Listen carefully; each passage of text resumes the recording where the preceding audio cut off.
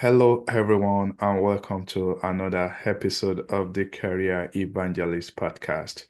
On today's episode, we have Larry Salazar. He is here to tell us about workplace benefit and how you can use that in your career and life. And with that, we'll bring in our guest. Hello, Larry. Welcome to the show. Thank you so much. I'm glad to be here. Thank you for having me. It's awesome to have you join us here today. So, Larry, why not introduce yourself to our audience so that they can know you and know what you do? Yeah, my name is Larry Salazar. I'm the president and co-founder of NestSTEPS, which transforms home ownership into an employee benefit. My wife and I, we started this company about 7 months ago, and it's been an absolute thrill. It's been a fantastic ride.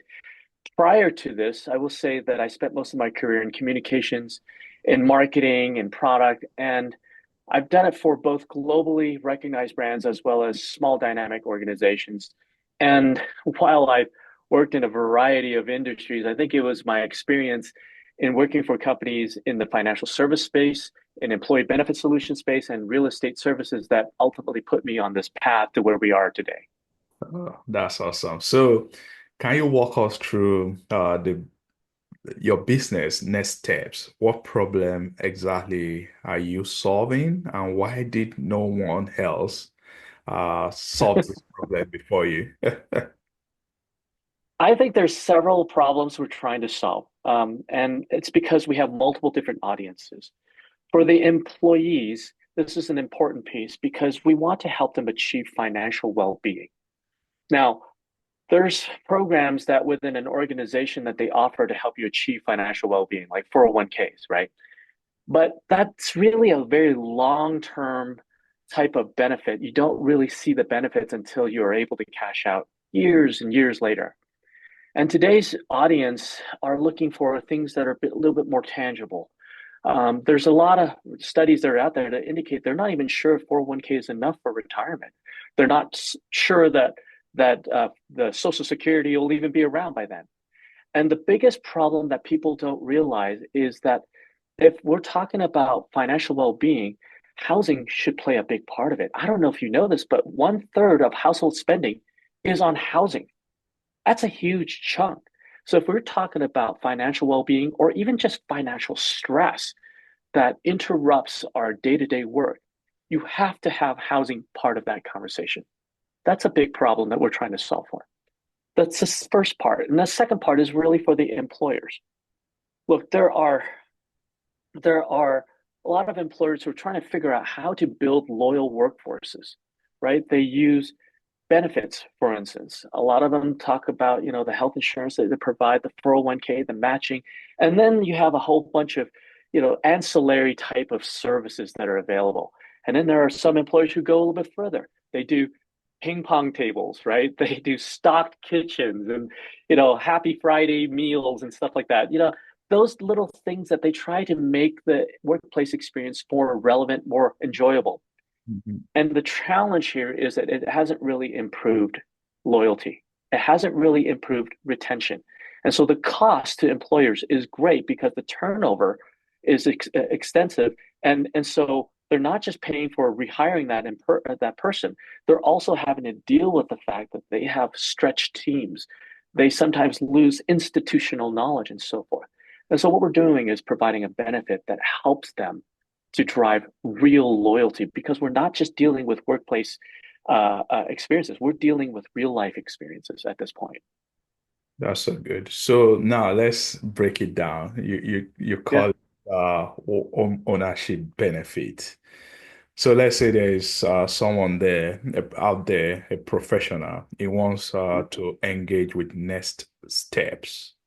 How does that work? Will they reach out to you? How will that? Because you talk about 401k. How does this translate to benefit for people?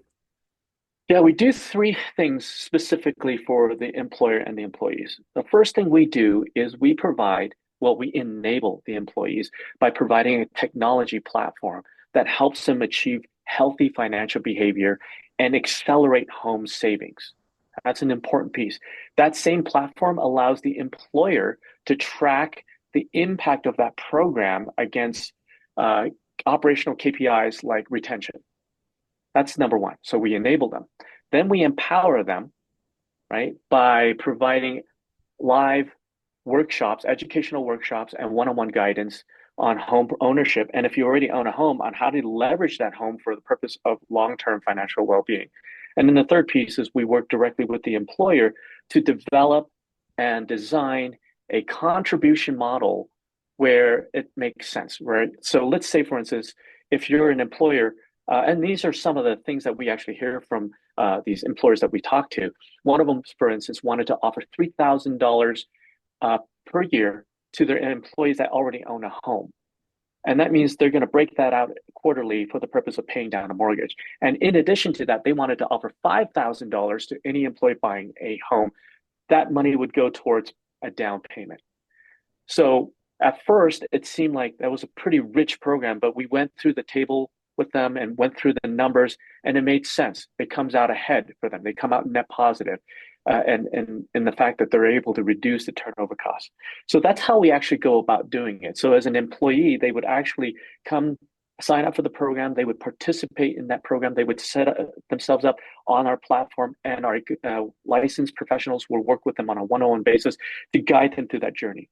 Same thing with the employers. We provide them that guidance on helping them achieve the goals that they're trying to achieve using this program. So basically, right now, you only work with home owners. What do you tell people that No, are no, no, not necessarily homeowners. okay? It's both homeowners and those who are purchasing or wanting to purchase a home. So we're Okay, helping them prepare to buy a home by providing the education. And so if the employer also chooses, they can provide a contribution for the purchase of a home itself. okay. So, I know you gave an example that maybe employer that are Mhm. participating, they can help their employee towards down payments, or maybe you said $3,000, maybe they can distribute it as a benefit to their employee. How does that work?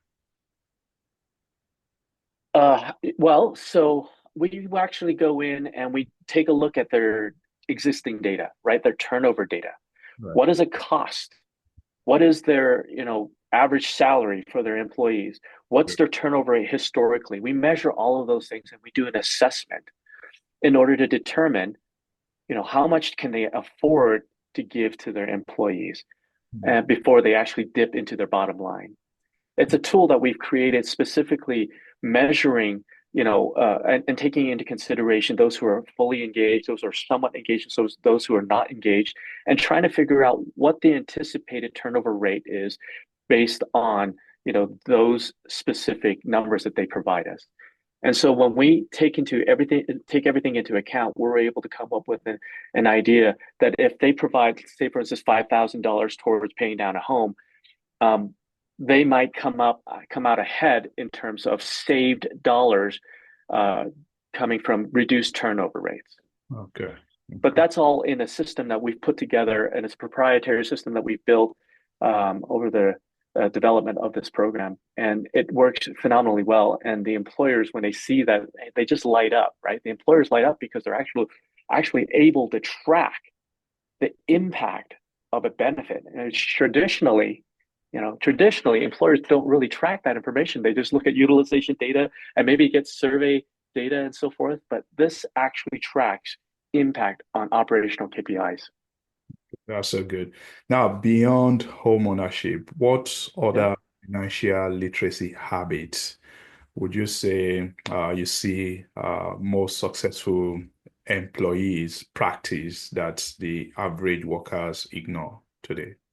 I'm sorry, would you mind asking that question one more time? I So, missed a little bit of it.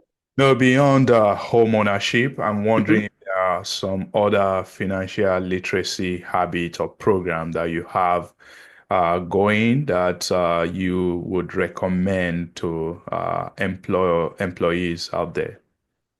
Well, we don't actually focus on anything else. We don't focus on anything else. Our primary focus is on home ownership because there's an enormous amount of data that shows the different in wealth that's created between homeowners versus renters, right? Mm. It's tremendous, and I can show you some data on that. But we believe that home ownership is the key to financial stability, right? If you're renting, if Mm. you're renting your home, what Mhm. you're doing is basically buying equity or paying for equity for your landlord, not yourself. All Mm. that money is going away. That's true. There's no way to get around that. And so we want to get people out of that cycle where they're throwing money away and unable to get ahead. Mhm. That's why our focus is primarily on home ownership. And so when they are done, when they're gone through our program and they've achieved home ownership, or maybe they've decided to go move forward and try to get a second home, or maybe a rental unit and so forth, we'll still continue to work with them. But beyond that, we leave that to other folks who might be able to help the employee. And they could be in the form of investments in other types of assets, right? But that's not our focus area. Our primary focus is really around home ownership. Okay, that's good. So, Yeah. what's your advice for an employee who wants to pitch their company on adopting next steps from the inside? How do you make that case to HR or leadership? Yeah, I think it's very important for employees to just express their desire for home ownership. That's the first thing, right? Explain your case to them. Why do you think home ownership is important? Because at the end of the day, if you can articulate that desire, then you can explain to them and get them to understand why it's important for the employer to be participating in it. Because if the employer can connect with you on Mhm. that level, meaning if the employer can connect with you on the level of home ownership, which applies to your life outside of work, and Mhm. you're going to be able to focus more on work itself, right? A lot of people think about uh, a lot of people think about financial stress and they try to address it, right? Mhm. But again, financial stress is something that is going to affect your work and your ability to make decisions and so forth. If you, as an employer, can help me address my real life challenges, Mhm. I'm going to be more loyal to you. That's And right. that's the reality. There's actually quite a few studies that specifically talk about that. There's one from JW Surety Bonds that says 4 out of 10 employees would switch employers for another employer that provides housing benefits. There's Mhm. another study that's out there that says 75% of employees that participate in home assistance, home ownership assistance programs, those people tend to be more satisfied compared to 60% of those who do not participate in those programs. And there's additional data points. So if you can articulate the value to you when an employer actually helps you achieve home ownership, I think that's what will help them to realize that this is a benefit that actually moves the needle. You don't have to invest in a whole bunch of different little niche type of benefits in order to try to help me as an employee to feel great about working here. You just need to invest in things that matter to me. You Mhm. know what I'm saying? Yeah. No, that's very good, and thank you for mentioning that. So now I want to understand the categories of companies that are Yeah. best positioned to win big with next steps.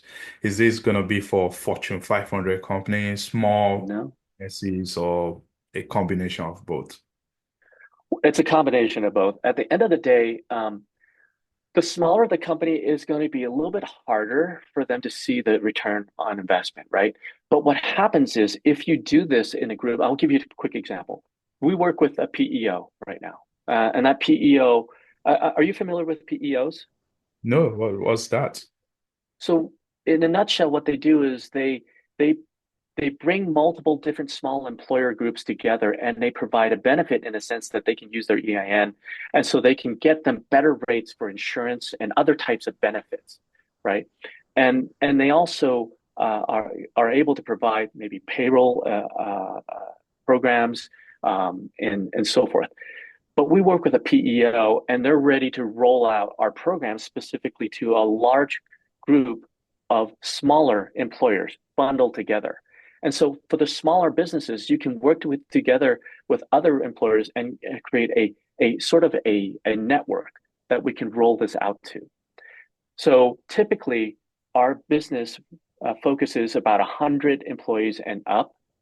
But again, if you work with a PEO, that makes it a lot easier, and you can again group yourself together with other employers in order to benefit from this specific solution that we have. Okay, good. Thank you. So, Larry, I want you to take our listeners through a step-by-step approach. Mhm. What does the next step journey look like from day one for an employee who wants to enroll in your program? Well, let's assume that the employer has engaged us, right? We've gone through the specific contracting and so forth. It's pretty simple. We send out a link either through the employer or directly to the employees, and the employees can voluntarily sign up for the program. Okay. When they sign up for the program, they will be enrolled into a 6-part educational workshop, typically one every week. And it's going to be likely going to be during the lunch hour. But it's about a 45-minute workshop. There's 6 workshops. Again, those workshops cover everything from, understanding the current market, knowing where to get your finances, what do you need to get the best loans and so forth. Okay.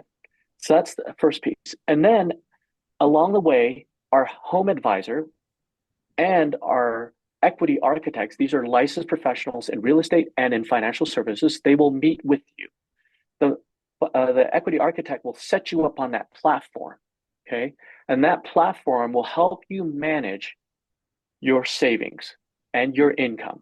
And this is a really, really important piece because traditionally, your paychecks are dropped into your checking account. And what happens there is it gets spent because the checking account is meant to be used for spending. And so what we do is we help you create a new primary deposit account. And so your money, all your income goes into that first. And in other words, we're creating a new default for you.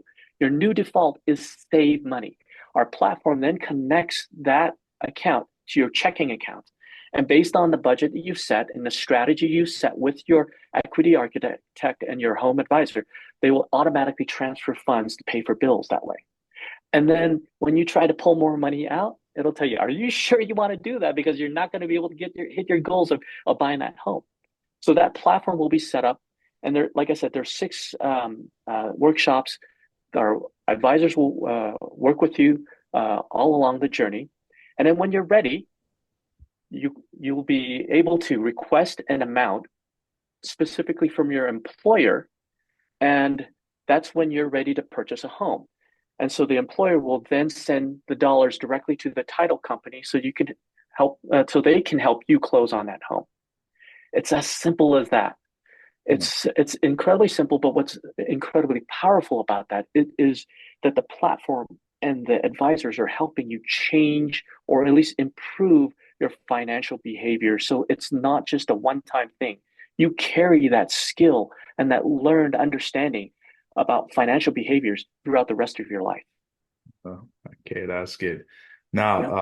when we think about the current interest rate environment, with high interest Yeah. rate, does this program still make sense? And how do you counsel employee on proper timing? Yeah, so there's a number of factors that you have to take into consideration on that one, and that will be advised through your home advisor and your equity architect, and we will also have preferred lenders who will be able to help with some of those questions. But I would just say this, okay, and because what you're bringing up is very important. A lot of people are afraid to buy a home because of interest rates. But if you think about it, there is a chart that we have that shows home prices going up over the last 50 years, okay, with one tiny blip during the market crash in 2008. Yeah. It came down a little bit, but then it accelerated going up. Hmm. The point here is the home prices will do this, but they always goes up, which means if you wait on your interest rates, the home prices is going up. You're losing out on that. It's better to purchase a home when regardless of the interest rate, because you can always refi when the interest rate comes down. but you can't refi the price of that home. So I'm not a financial service advisor, right? We have our people who are specifically focused on it. I'm not a lender, but that's my opinion, my personal opinion on that. Our folks will directly work with the individual employee to talk about what their best options are.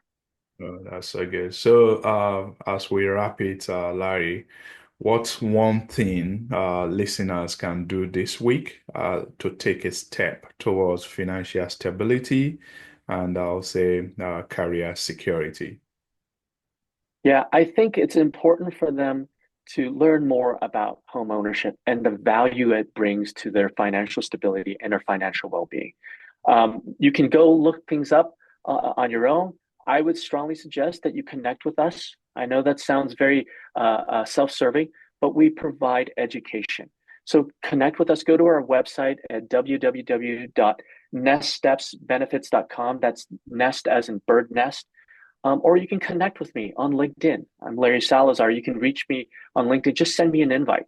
But again, I think it's really important for people to understand the value of home ownership as it relates to their own financial security. One last thing I would add, and that is, 9 in 10 millionaires invest in real estate. Right. The reason is because they understand the value that it creates over time. And if you're not purchasing, if you're not owning a home, you're missing out on a tremendous opportunity to ensure that you have a secure financial future. All right. Thank you very much, Larry, for joining Yeah, us here today. absolutely. We appreciate your time. I'm sure my listeners, they are going to find this also beneficial. Thank you. Yeah, thank you. I really appreciate being here. All right. Take care.